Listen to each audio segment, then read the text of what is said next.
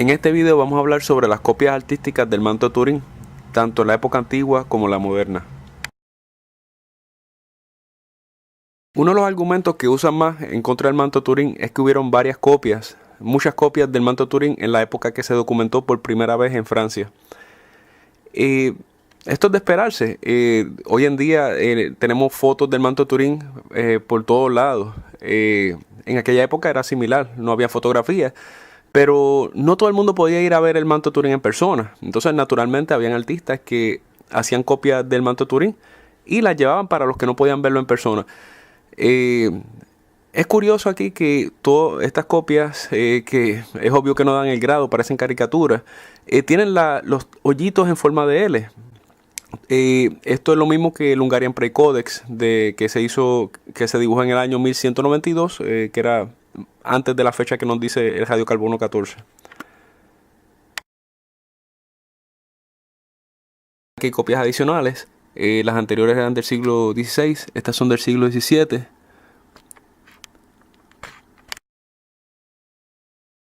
Aquí tenemos otra copia adicional del siglo XVII.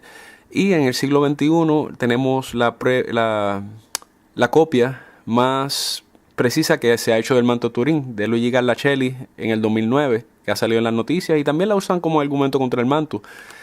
Aún esta que ha podido reproducir más cercano el manto de Turín que cualquier otro intento de reproducción, aún así no lo reproduce totalmente.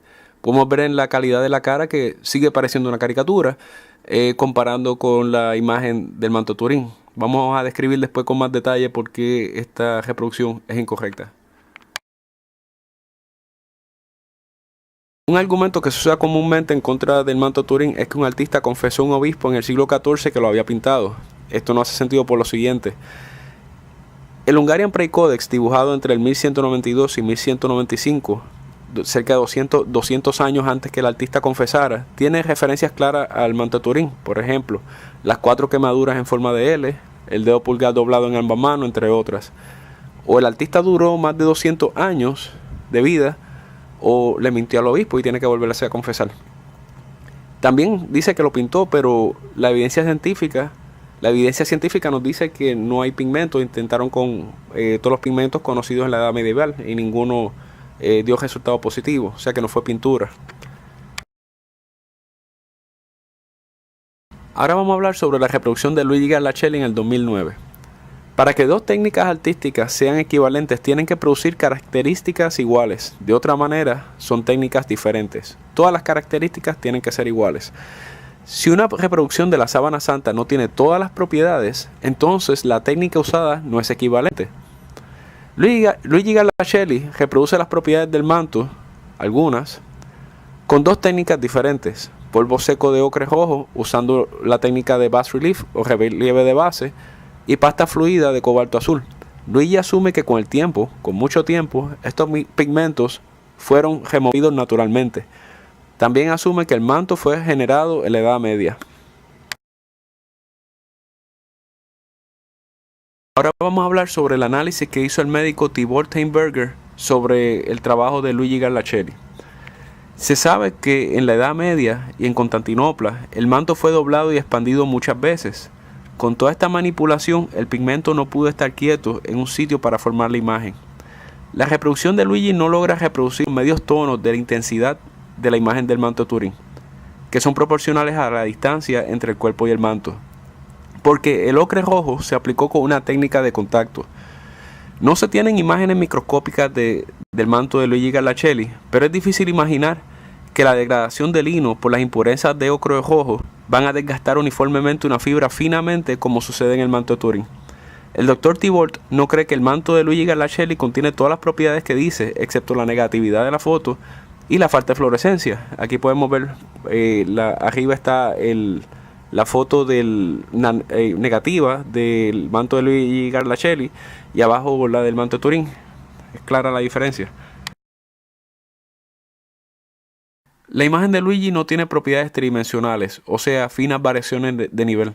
La imagen de Luigi tiene planos cuando hay contacto y valles cuando no hay contacto. Hay caídas abruptas. No hay información proporcional a la distancia realmente. No hay información tridimensional, sino booleana. En otras palabras, la imagen de Luigi no tiene información tridimensional, continua, real, sino booleana. O sea, hay contacto o no hay contacto porque realmente Luigi usa una técnica de contacto. Esto se puede ver claramente con el experimento que se hizo recientemente con la información tridimensional del manto de Turing. Se sacó la información tridimensional, se hizo un modelo tridimensional, del modelo tridimensional se imprimió con un 3D printer una escultura. La escultura se puso un escáner y se generó una imagen en 2 dimensiones, muy parecida a la del manto de Turing. Obviamente esta no fue la técnica que se usó porque estamos usando instrumentos del siglo XXI, pero nos demuestra que esta imagen se ve mucho más similar al manto de Turing de lo que se ve en la imagen de Luigi. Aquí tenemos a la izquierda la imagen de Luigi, al centro la imagen del manto de Turing y la tercera imagen a la derecha es la imagen producida por el escáner y por el 3D printer. Podemos ver claramente que la imagen de la extrema derecha se parece más a la del manto de Turing porque tiene profundidad, tiene propiedades tridimensionales, continuidad, mientras la de la izquierda tiene esos cambios abruptos que es como una caricatura. Luigi mencionó en su conclusión que su manto tiene propiedades tridimensionales. Él mencionó que tenía algunas propiedades tridimensionales, pero algunas no es suficiente. Es necesario tener todas para que realmente sea la técnica que reproduce el manto de Turing. Pero aquí vemos claramente que no la reprodujo. Aquí a la izquierda tenemos el manto de Luigi y a la derecha el manto de Turing. El desgaste de los hilos del manto de Turing está distribuido ampliamente con variaciones de intensidad. En el manto de Luigi solamente los hilos expuestos al contacto están desgastados. El equipo de Sturm usó muchas técnicas avanzadas y determinaron que ni el ocre rojo ni otros pigmentos causaron la imagen en el manto. Los instrumentos de Sturm están listos para detectar una parte en 1 billón. Se encontró ocre rojo en el manto, pero en forma pura, no igual al ocre rojo del pigmento de Luigi. El óxido de hierro es un subproducto del enriado de lino, que surge por el proceso de manufactura de las fibras de lino. Esta pudo haber sido la causa de las partículas puras de óxido rojo, de óxido de hierro, encontradas en una distribución uniforme en el manto. El ocre rojo encontrado en el manto está igualmente distribuido donde hay imagen y donde no hay imagen, y se encontró en forma pura y en muy pocas cantidades, solamente visible bajo microscopio. Si el ocre rojo fuera la causa de la imagen en el manto, se hubiera encontrado en mayor cantidad y hubiese sido visible con lupa. También la concentración en el área de la imagen hubiese sido mayor, cosa que no es cierta en el manto. El profesor Luigi no siguió el proceso científico normal.